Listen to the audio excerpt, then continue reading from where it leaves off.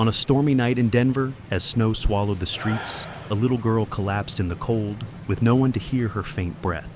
Just when hope seemed lost, a weary ex-Army medic turned delivery driver stumbled upon her, lifting her into his arms as if she were his own. But fate had a cruel twist. The very woman meant to protect the child, her grandmother, stood in his way, convinced he was the danger. What followed was a race not only against the storm, but against mistrust, fear, and time itself. And yet, within that night of shadows, God was already writing a miracle. If stories of faith, redemption, and the power of love move your heart, subscribe and stay with us. For what happens next may change how you see second chances forever. Now, let's begin. Denver, in the depth of winter, looked like a city carved from ice and silence. Snow fell in merciless waves, each gust of wind lashing against street lamps and burying sidewalks in white drifts. The night was cold enough to bite through wool and leather, cold enough that the city seemed to hold its breath. Only the glow of traffic lights bleeding red and green across the snow reminded anyone that life still moved in this frozen hour. Behind the wheel of a dented delivery van, Daniel Brooks, a 38-year-old former Army medic, guided his vehicle through the blizzard. Daniel was tall, broad-shouldered, but wiry, his frame sharpened by years of discipline. His face was marked by faint scars from service overseas, the kind that never quite faded, and his green eyes were restless, yet vigilant. A rough stubble shadowed his jaw, and he wore his old Army field jacket, the faded green fabric weathered by time, but still reliable. Though now he worked as a delivery driver, the instincts of the medic, the urgency, the need to save, still lived inside him. In the back seat sat his twin sons, Ethan and Caleb, both 8 years old, bundled in thick coats. Ethan, the older by 5 minutes, wore a navy hoodie beneath his jacket. He was calm, deliberate, his brown eyes always analyzing the world before acting. Caleb, clad in a red puffer jacket, could hardly sit still, his restless energy fogging up the glass with each excited breath. The twins were different in temperament, yet bound by an unspoken loyalty to each other. Curled between them on the seat was Justice, a 7-year-old German shepherd. His once sharp eyes were now sightless, concealed beneath a white cloth tied gently across his face. Justice had been Daniel's military partner, a bomb-sniffing dog whose vision was lost in an explosion overseas. Yet blindness had sharpened his other senses. His ears twitched at every sound, his nose flared with uncanny accuracy, and though he no longer saw, his loyalty burned brighter than ever. As the van passed the Denver Central Mall, Justice suddenly stirred. He let out a deep growl, low at first, then escalating into sharp barks that cut through the howling wind. Daniel gripped the steering wheel tighter. He had learned long ago to trust this dog's instincts. "Easy, boy," Daniel muttered, pulling to the curb. Ethan leaned forward, peering through the frosted window. "Dad, someone's out there." Through the blur of snow, a small figure lay crumpled near the steps of the mall. Daniel's heart clenched. Without hesitation, he leapt into the storm, boots crunching against ice, snow lashing at his face. The figure was a child, a girl, maybe 9 years old. Her golden hair spilled from beneath a knit pink hat, her cheeks ghostly pale against the cold. She wore a woolen coat too thin for such weather, and a white scarf that had slipped loose. Her lips were bluish, her breath shallow and ragged. This was Lily Anderson. Lily had slipped out of her grandmother's house only an hour earlier, her tiny hands clutching a memory more precious than warmth, a silver star-shaped necklace given to her by her mother on her last birthday. Earlier that week, she had lost it near the playground by the mall, and tonight, lonely, frightened, and desperate to feel her mother close while she was stranded at an airport, she had resolved to find it again. The child's determination was simple, almost naive. She believed the necklace would make her mother's absence easier to bear. But in her quest, the storm had swallowed her path. The cold had numbed her legs, her chest had grown tight, and finally, she had collapsed beneath the relentless snow. Daniel knelt beside her, his medic's instincts kicking in instantly. He checked her pulse, weak but steady. She was alive, but her breaths were labored, shallow. "Hang on, sweetheart," he murmured, lifting her carefully into his arms. His breath misted the air as he carried her back to the van. Justice barked again, as if urging them to hurry. Inside the van, Ethan cleared space on the seat, his hands trembling as he helped tuck a blanket around Lily. Caleb held her tiny, freezing fingers in both of his, whispering anxiously, "It's okay. You'll be okay." Daniel set the heater to full blast and rubbed her arms, trying to coax warmth back into her frail body. She stirred faintly, a whisper escaping her lips. "Mom?" Then she fell limp again. Daniel's jaw tightened. He had seen children slip away before, in war zones where medicine arrived too late. He would not allow it to happen here, not on his watch. Meanwhile, across the city, at Denver International Airport, Rebecca Anderson, Lily's mother, was stranded in a sea of delayed passengers. Rebecca was 34, a tall, striking woman with raven black hair and sharp features that mirrored both resilience and weariness. Her tailored beige trench coat and polished boots set her apart from the crowd, a reflection of her role as a successful tech CEO. Yet beneath the professional armor beat the anxious heart of a mother. Rebecca's flight had been canceled due to the storm, and her calls to her mother, Margaret, had grown increasingly frantic. Margaret was a 60-year-old widow, silver-haired and tall, her taste for fine coats and pearl earrings, making her presence as commanding as her personality. Having once suffered betrayal and loss in her younger years, Margaret had built walls of suspicion around herself. She spoke with sharp precision, each word carrying authority. "Lily will be safe with me," Margaret insisted firmly over the phone. "You focus on getting home. I'll keep her under watch." But as Margaret reassured her daughter, she did not know that Lily, longing for the comfort of the silver necklace and her absent mother, had already slipped into the storm. Back at the van, Daniel checked Lily again. Her breaths came in weak gasps, and her skin was cold, despite the heater. Justice whined softly, pressing his muzzle against the child's blanket as if sensing her fragility. Ethan looked to his father with wide, fearful eyes. "Dad, will she make it?" Daniel's gaze was fixed on the road ahead, the weight of responsibility pressing down on him. "She will," he said with quiet determination. "She has to." As the storm howled around them, the van roared back into motion, carrying within it a fragile child, a father burdened by memories of saving lives, two young boys learning courage, and a blind dog who still saw more than most. And so, the night in Denver deepened, snow swallowing the streets, while far away, a mother and grandmother's voices echoed over the phone, each unaware that their fragile link, Lily, now clung to life in the back of a stranger's van. Daniel gripped the steering wheel of his aging delivery van, its wipers dragging stubborn streaks across the windshield as snow fell in thick, relentless sheets.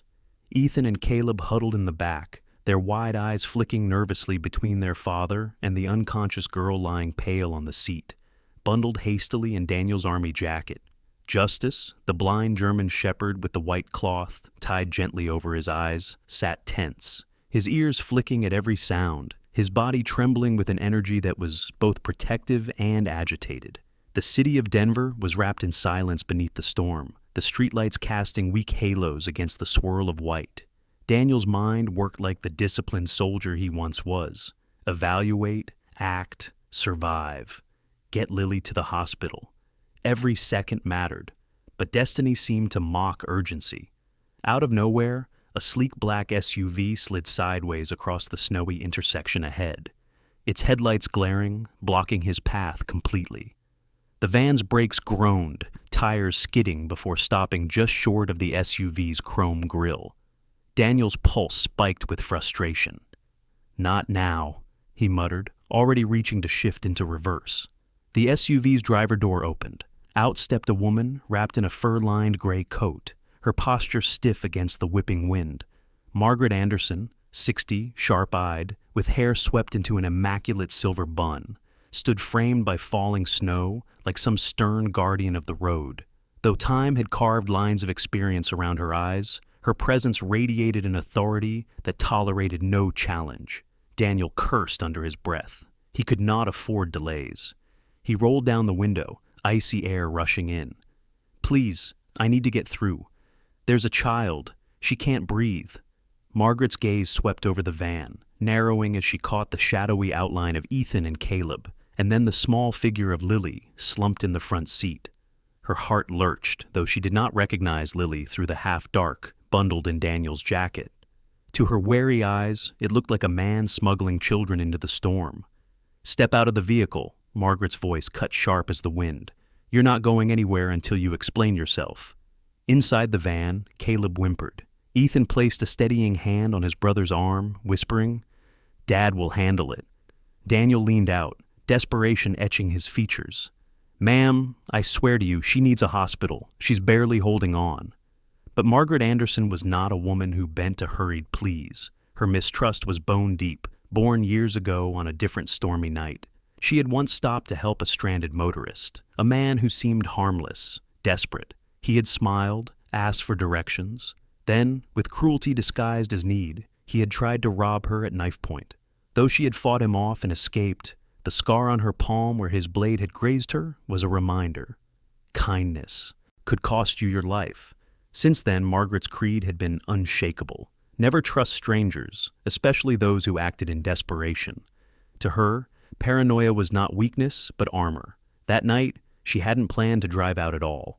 After Rebecca's call from the Denver airport, Margaret had grown restless. Her daughter was stranded by canceled flights, worrying over Lily.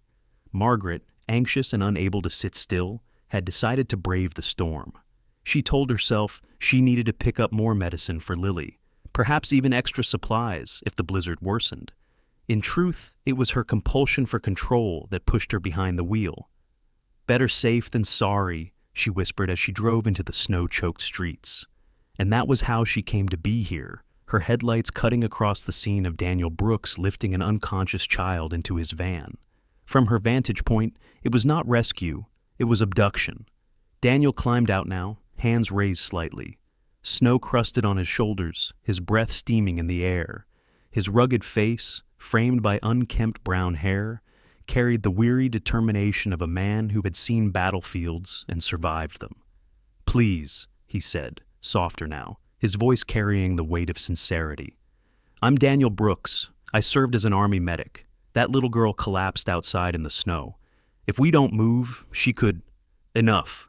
Margaret's eyes glinted, hard and unyielding. "You want me to believe a stranger in a rusted van is just trying to help? Number not without accountability." Justice barked suddenly, a hoarse, urgent sound, as though his blind senses knew the peril of delay. Ethan shouted, "Dad, she's not waking up!" Margaret's jaw tightened. "Then do as I say. You apologize, now, for scraping my SUV. You acknowledge responsibility, and only then will I consider letting you go." Daniel glanced at the faint mark where his bumper had nudged her vehicle. His fists clenched. Every instinct screamed to push past her, but another part of him, the disciplined soldier, knew escalation would waste more time. The seconds bled away, Lily's breath shallow. He swallowed pride, lowered his head, and forced the words through gritted teeth. "I'm sorry for the scrape. Now please, let me save her." Margaret studied him, searching for deceit in the lines of his face. For a heartbeat, only the storm spoke, the snow whispering around them. Then, at last, she stepped back, lifting her chin with cold dignity. "Go. But know this. You'll answer for it later." Daniel wasted no time. He slid back behind the wheel, slammed the gear shift, and the van lurched forward. Ethan and Caleb clung to each other, relief and fear tangled in their young faces. Justice let out one final bark, almost triumphant, as the SUV shrank behind them, swallowed by the storm. Margaret stood alone in the snow, her breath ragged. She could not shake the unease crawling through her. Something about the girl in that van. A strange familiarity tugged at her heart. Yet pride and fear stitched her lips closed. Snow hammered the windshield with a steady fury, the wipers groaning as they struggled to clear even a fraction of the storm's assault. Daniel's knuckles whitened on the steering wheel as he pressed the gas, urging the battered van forward. In the back seat, Ethan and Caleb tried their best to hold Lily upright, their small hands fumbling with the jacket wrapped around her trembling body. Her breaths came shallow, almost soundless, and every faint exhale made Daniel's chest tighten with dread. Justice, the blind German shepherd, sat close against Lily's legs. His thick coat brushed against her, and though his eyes were clouded beneath the white cloth tied over his face, his instincts guided him. He shifted, pressing his weight nearer, radiating warmth as though his presence alone could anchor her to life.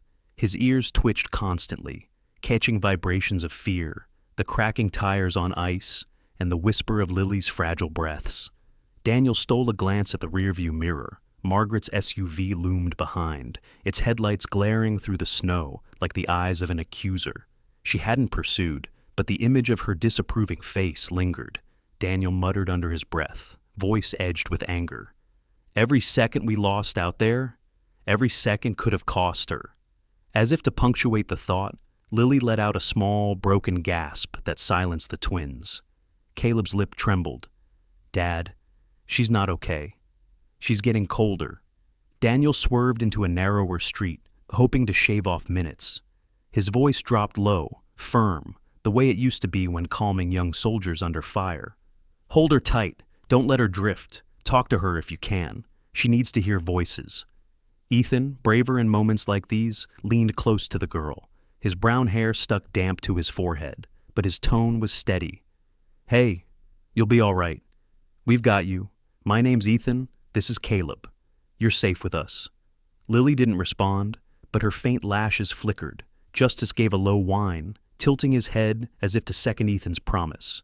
Daniel pressed harder on the gas, yet his mind betrayed him. In the storm's howl, memories surged, unwelcome but vivid. Afghanistan, 12 years earlier. Heat that burned the lungs instead of cold that froze them.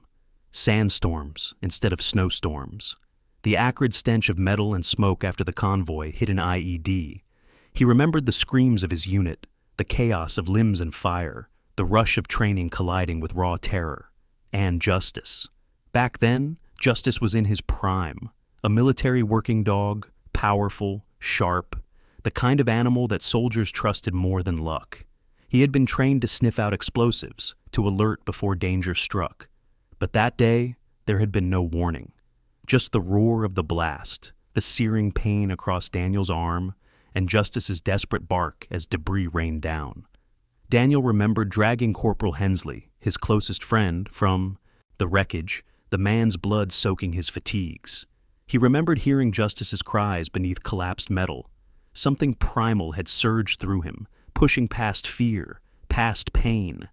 He clawed and tore with bare hands until he freed Justice, whose eyes were burned and broken from shrapnel. The dog had howled but still leaned into Daniel's chest, loyal even in agony. That moment had never left him. The military called it survival. Daniel called it a bond written in fire and blood. Justice had lost his sight that day, but he never lost his purpose. And now, in the rattling van in snowy Denver, the old shepherd pressed himself against Lily, as though he knew another life needed saving. Daniel blinked, forcing himself back to the present. The storm wasn't Afghanistan, but the stakes felt the same. Another child's life hung in his arms. His voice roughened with urgency, he muttered, "Not this time. No one dies tonight." The van lurched as he swerved again. Ahead, another wall of snow blocked the road, a drift nearly waist-high. He braked hard, tires spinning before catching. The path narrowed between a snowbank and a row of abandoned cars, barely wide enough for his vehicle. Behind him, Margaret's SUV still lingered at a distance, her caution preventing her from following. Daniel glanced back at his sons. "Hold her. Don't let go."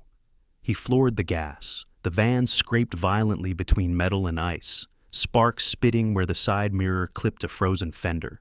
Lily's head lolled to one side, but Ethan steadied her with both arms. Justice braced with his paws, steady and unmoving despite the jolt. The van popped free of the narrow passage, wheels spinning before catching traction. They burst onto the open road again, leaving the SUV swallowed behind. For a moment, Daniel allowed himself a shaky breath of relief. Yet the urgency never eased. He glanced at Lily, her lips blue under the dim dome light. He shouted back, "Keep her awake! Rub her hands, talk to her." Caleb obeyed, his voice soft but insistent. "Hey, Lily, it's okay. My dad helps people. You'll be warm soon. Just hang on." Justice pressed his muzzle against her knee, a gentle nudge, then let out a soft huff, as though giving her some of his stubborn spirit. The hospital lights were still distant, but Daniel saw them, tiny glimmers through the white curtain of snow. He clenched the wheel harder. They had made it past Margaret's suspicion, past the storm's traps. But the true fight was only beginning. The storm did not relent. Snow fell in thick, angry sheets, swirling in the beams of the headlights like a curtain of shattered glass. Daniel leaned forward, his breath fogging the inside of the windshield, his eyes darting between the slick road and the fragile glow of the hospital still distant. Lily's small body trembled faintly in the back seat, her skin pale against the jacket wrapped around her. Ethan clutched her hand, whispering steady words, while Caleb rubbed her arms, trying desperately to summon warmth where none remained. Justice lay pressed against Lily's legs, his weight and heat constant, the white cloth over his blind eyes giving him the air of a silent sentinel. Suddenly, blue and red lights pierced the snow behind them, sirens rising not in warning, but in command. For a moment, Daniel's pulse leapt with dread, until he saw the familiar face inside the squad car that pulled alongside him. Tom Harris. Tom was Daniel's old friend, a police officer who had once served as an EMT before joining the Denver Police Department. He was in his early 40s, with broad shoulders and a square jaw softened by laugh lines. His sandy hair was peppered with gray, and his eyes, clear, steady blue, held both authority and compassion. Tom had always been known for his level head, even in crises. His life had been shaped by the night his younger sister died in a hit-and-run because no one cleared the road in time for the ambulance. Since then, Tom carried an ironclad vow: never let delays steal another life. Tom rolled down his window, snowflakes catching on his uniform.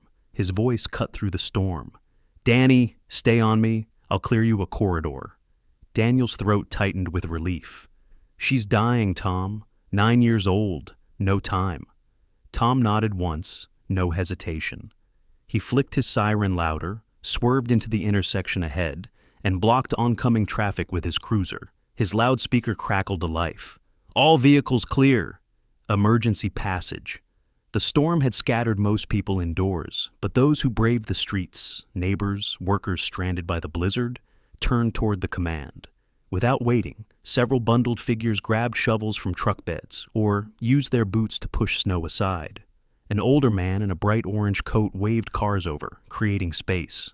A mother with 2 teenagers tugged her kids into motion, their hands scraping away snow piled high at the curb.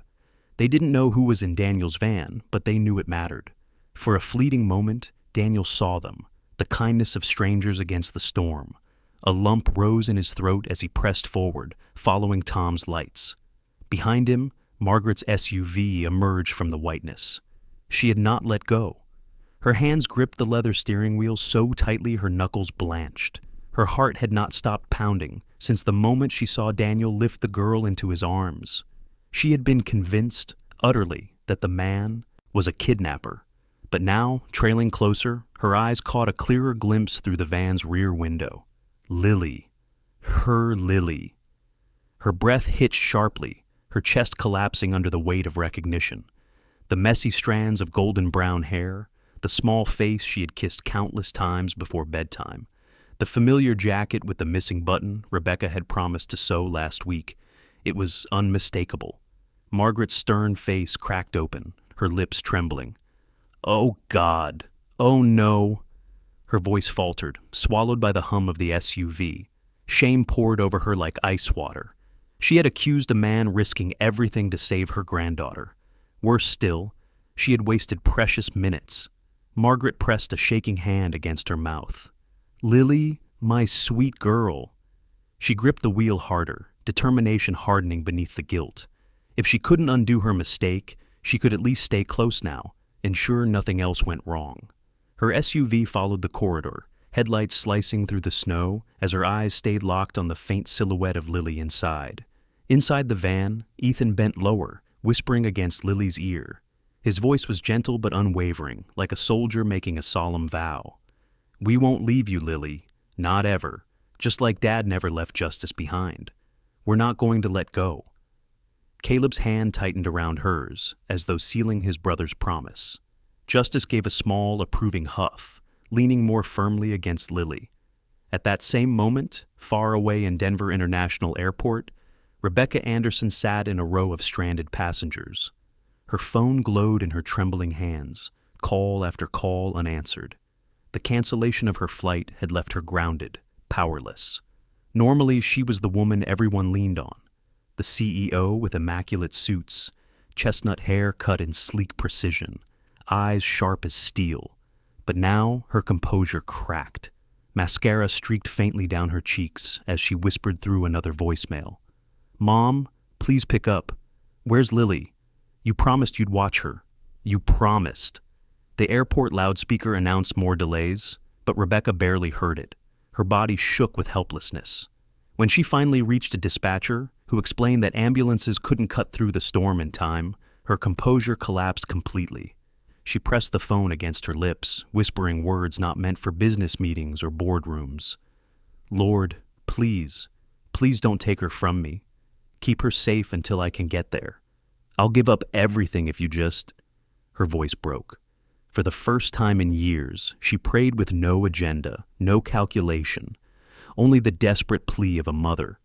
Back on the streets, the green corridor widened. Neighbors, drawn by sirens and the urgency in Tom's commands, cleared driveway after driveway.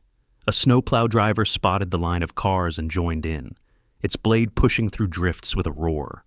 A small boy waved a flashlight from his porch, guiding the van as if he could will the road safer. Through it all, Daniel pressed on. His arms ached, his chest burned with every breath, but he refused to falter. He glanced in the mirror, catching Ethan's bent head over Lily, Caleb's trembling hands, and Justice's watchful stillness. Then his eyes flicked further back, Margaret's SUV. The sight stung, reopening his frustration, yet even through his anger, he saw something different in her face now. Anguish, regret, maybe even love. And though no words passed between them, Daniel understood. She had realized. The hospital loomed nearer, its emergency lights faint halos through the storm. For the first time since finding Lily in the snow, Daniel felt the razor edge of hope. They were not out of danger, not yet, but the corridor of strangers and the loyalty of old friends had given them a chance. And sometimes, a chance was enough. The van screeched to a halt under the bright red canopy of the emergency entrance. The storm was still raging outside, but within these walls there was the hum of fluorescent lights and the scent of antiseptic, the unyielding pulse of life or death decisions. Daniel threw open the door, cradling Lily against his chest as if his arms alone could keep her tethered to the world. Snow clung to his beard, his jacket soaked, but he didn't feel the cold. He only felt the terrifying lightness of the child he carried. The sliding doors parted, and a nurse rushed forward, her sneakers squeaking on polished tile. "What happened?" she demanded, her voice clipped, but not unkind. She was tall and thin, her black hair twisted into a bun that seemed perpetually on the verge of collapse. A badge read, "Sarah Mitchell, RN." Her eyes, a deep brown, flicked quickly from Lily's pale face to Daniel's frantic expression. "She collapsed in the snow," Daniel panted, his voice hoarse.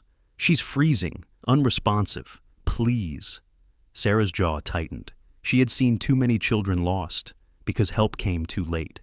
10 years earlier, her own nephew had died of hypothermia, when a rural ambulance took an hour to arrive in a blizzard. That night had carved a scar into her, one she wore behind every clinical movement. Now, though her face stayed composed, her heart surged with urgency.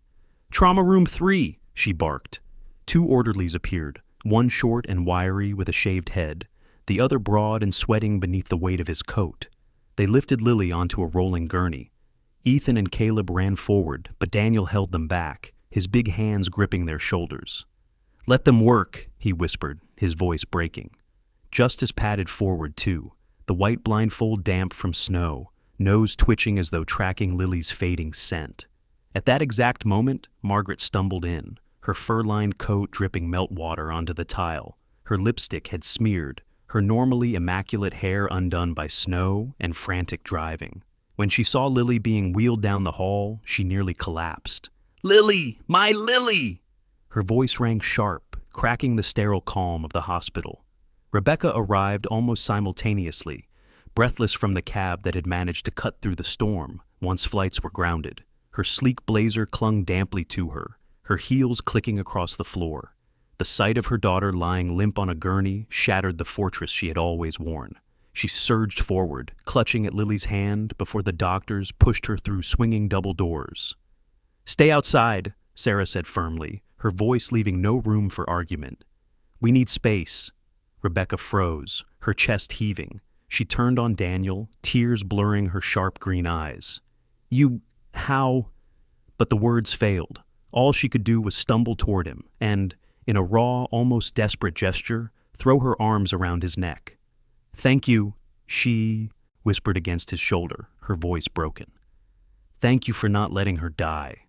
Daniel's arms hovered awkwardly before settling gently against her back, his voice husky. "She's strong. She'll make it." Margaret stood a few feet away, hands clasped against her chest, shame etched into every line of her face. For the first time, she looked small, fragile, not the iron-willed matriarch she had always projected. "Rebecca," she began, her voice quivering. I stopped him. I thought he was hurting her. I didn't see. I wasted time. Rebecca turned to her mother, her face still streaked with tears, but hardened by exhaustion. "Mom?" Her voice cut sharp. Margaret flinched. "Not now. Not here. She needs us united, not fighting." The words hit Margaret with both pain and relief. It wasn't forgiveness, but it wasn't exile either. Hours stretched into a blur of waiting. Ethan and Caleb sat curled together on stiff plastic chairs, Daniel's arms spread protectively across their shoulders. Justice rested at their feet, his blind eyes hidden, but his ears twitching at every sound. The storm finally began to weaken outside, wind dying to a whisper, the glass doors rattling less violently. When Sarah emerged at last, her bun slightly looser, her scrub stained with hurried work, everyone stood at once. She gave them a small, tired smile. "She's stable, hypothermia and strain, but we got her temperature up in time. She'll need rest, but she's going to live." Rebecca's knees nearly buckled with relief. She pressed her hands against her face, sobbing openly now. Daniel closed his eyes, his body sagging against the wall, as though the last strength he had held on to had finally bled out of him. Margaret gripped the edge of a chair, whispering a prayer she hadn't spoken aloud in decades. A month later, winter had softened into something gentler. The park near downtown Denver was alive with the sound of children and the drip of melting snow. Sunlight fell golden over patches of green grass that fought to return after the storm. On a wooden bench, Daniel sat watching as Ethan and Caleb darted across the field, laughing, while Lily, still a little thinner than before, but radiant with new energy, chased after them with a kite trailing bright ribbons. Justice lay in the grass nearby, his blindfold freshly washed, his ears perked and tail thumping, when the children's voices grew louder. Rebecca approached with 2 coffees, her suit replaced by a simple cream sweater and jeans. She handed one to Daniel, her fingers brushing his. For a moment, they just sat in companionable silence, their eyes on the children. On another bench, Margaret sat stiffly, her hands folded in her lap. After weeks of silence, she had finally asked Rebecca to meet here, to speak honestly at last. Her eyes glistened as she confessed the old wound, how decades earlier she had been tricked by a stranger she tried to help, how that betrayal had left her unable to trust anyone outside family, how fear had become her armor. Her voice shook with guilt as she whispered, "I thought if I trusted no one, I could keep you safe, but I almost lost Lily because of it." Rebecca placed her hand gently over her mother's. "You've lived in fear too long, Mom. It's time to live in hope.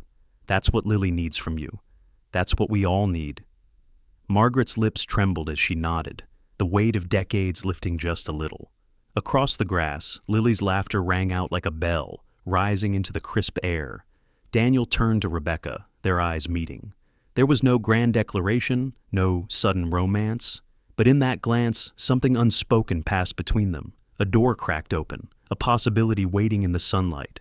Justice shifted beside the children, lifting his head as if sensing peace settling around them. For once, there was no siren, no snowstorm, no battle. Only a family, scarred but together, carrying their hope forward. In the end, Lily's survival was more than medicine, more than chance. It was a reminder that even in the fiercest storm, God can open a path when all seems lost.